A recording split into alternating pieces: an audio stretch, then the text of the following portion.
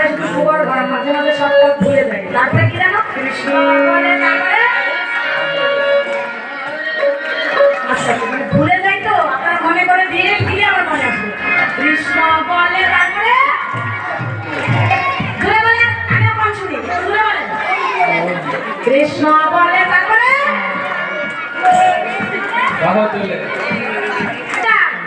আমার মাথায় গোবর ভরা আর কানেও কম শুনি, ঘুরে বলো কৃষ্ণ বলে, তারপরে তারপরে আলু তুলে, বাহু মানে তুলে মানে এখন বললাম কৃষ্ণ বলে বাহু তুলে, ঢুকে তো বললাম বাহু তুলে, হাত তুলে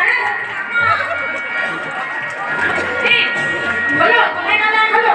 কৃষ্ণ বলে বাহু তুলে মানে হাত তুলে উপরে তুলে, তুললাম কই? কৃষ্ণ বলে বাহু তুলে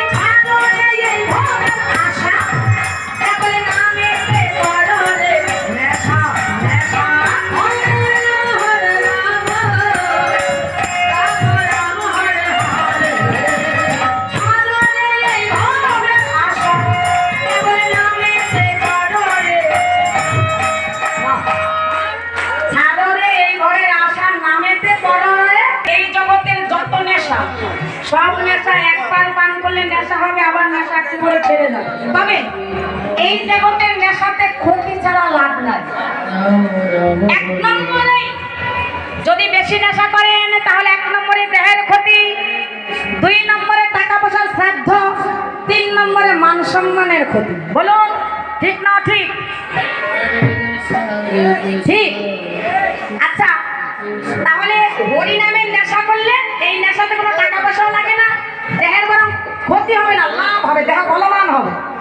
আপনারা বিশ্বাস না করলে এই যে যুবক ছেলেরা দাঁড়িয়েছে, এই যুবক ছেলেদের মতো মানে কম বয়সের 25 থেকে 30 বয়সের কিছু ছেলেরা আছে বৃন্দাবনে, ওরা প্রতিদিন রাধাকুণ্ড থেকে ওরা গিরিরাজ পরিক্রমা করে 21 কিলোমিটার পায়ে হেঁটে প্রতিদিন, সারা বছর 4 বার, কেউ 3 বার, প্রতিদিন প্রতিদিন। আছে যেমন আগামীকাল অদ্বৈত সপ্তমী, মানে অদ্বৈত প্রভু যিনি গৌর হরিকে গোলক থেকে এনেছিলেন, এই অদ্বৈত প্রভুর আবির্ভাব তিথি। কালকে উপবাস, আমাদের যারা ভজন করেন বৈষ্ণব জগতে যারা আছেন তাদের কালকে উপবাস ব্রত রাখতে হয়, উপবাস করতে হয়। তো যারা বৃন্দাবনে এরকম ছেলেরা বা 80-90 বছরের বয়স্ক বাবারা মায়েরা যারা উপবাস রাখেন, জল পর্যন্ত না, তারপর আবার কেউ কেউ